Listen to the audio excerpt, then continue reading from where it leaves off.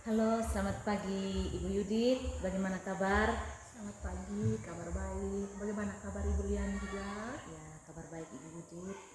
Ibu Yudit, terima kasih telah meluangkan waktu dengan saya. Jadi, pada hari ini kita akan melakukan kegiatan supervisi akademik melalui observasi, dan sebelum kita melakukan observasi, sebelumnya kita uh, pra-observasi dulu.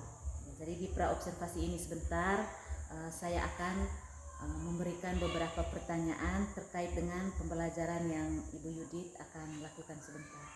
Oke, sudah siap Bu Yudit? Siap. Oke. Berdasarkan kegiatan yang akan kita lakukan pada hari ini yaitu coaching supervisi akademik, ya. Jadi Ibu Yudit adalah seorang guru penjas di SMP 1 Atap Pongmeleng. Jadi sebentar Ibu Yudit akan mengajar di kelas 9. Ya, di kelas 9.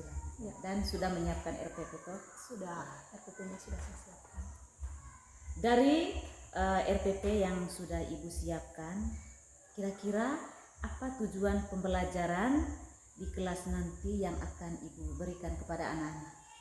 Oke, baik Ibu Lian. Jadi tujuan pembelajaran saya pada hari ini yaitu yang pertama, peserta didik dapat memahami macam-macam cedera dan tindakan yang dilakukan untuk menangani cedera itu sendiri, baik kepada dirinya maupun kepada orang lain. Lalu tujuan yang kedua adalah peserta didik dapat menganalisis macam-macam cedera dan tindakan yang dapat dilakukan untuk menangani baik kepada dirinya sendiri maupun kepada orang lain juga. Dan tujuan yang ketiga yaitu peserta didik dapat mengevaluasi macam-macam cedera dan tahu untuk menangani atau mengambil tindakan dalam cedera itu, baik terhadap dirinya sendiri maupun terhadap orang lain. Dan yang terakhir yaitu peserta didik dapat memaparkan macam-macam cedera dan tindakan yang dilakukan untuk menangani cedera itu sendiri, baik kepada dirinya sendiri maupun kepada orang lain.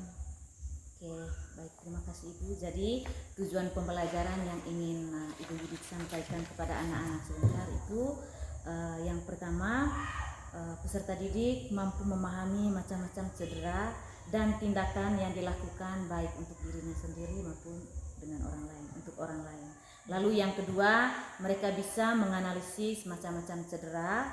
Lalu yang ketiga, dapat mengevaluasi, ya, peserta didik bisa mengevaluasi macam-macam cedera.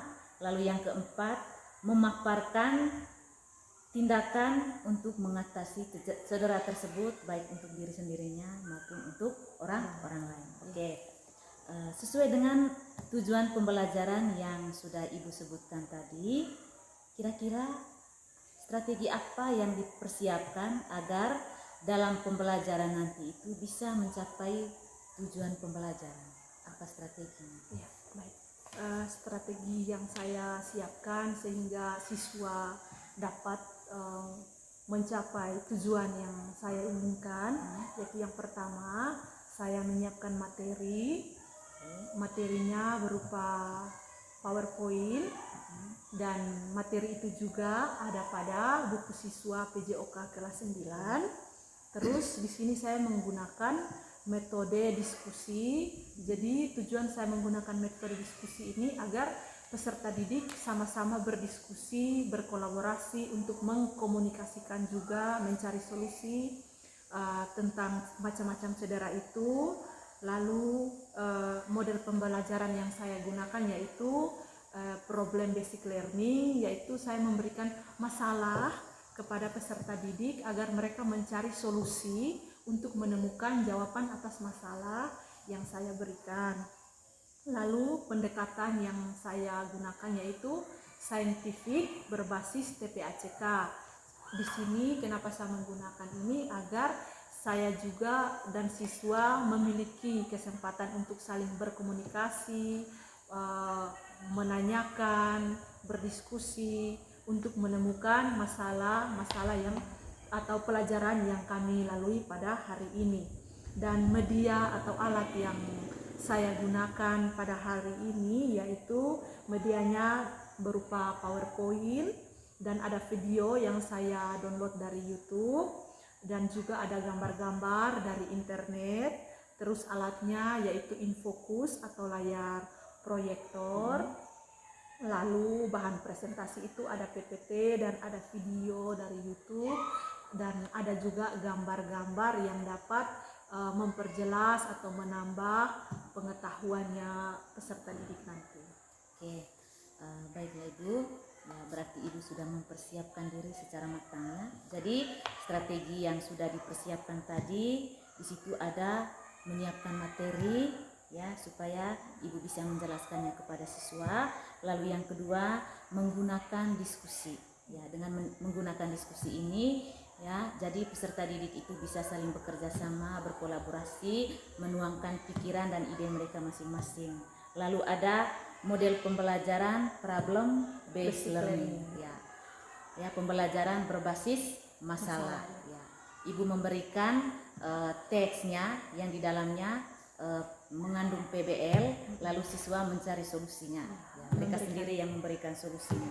Lalu ada pendekatan saintifik, dan yang terakhir itu medianya juga selain PowerPoint ada juga video Ada jadi dengan menggunakan video ini juga bisa menumbuhkan gairah siswa dalam proses pembelajaran. Oke. Dari strategi pembelajaran yang sudah dipersiapkan oleh Ibu Yudit, kira-kira apa area pengembangan yang ingin Ibu Yudit capai dari pembelajaran ini?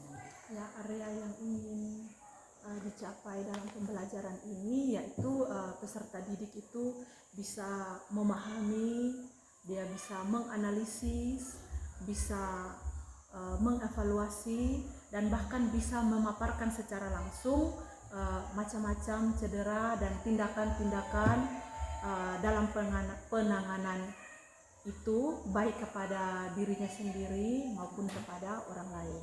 Oke. Sangat baik sekali dia punya area pengembangan yang ingin dicapai ya Bu ya, dan saya yakin pasti siswanya sebentar semangat untuk mendengarkan materi dari Ibu ya.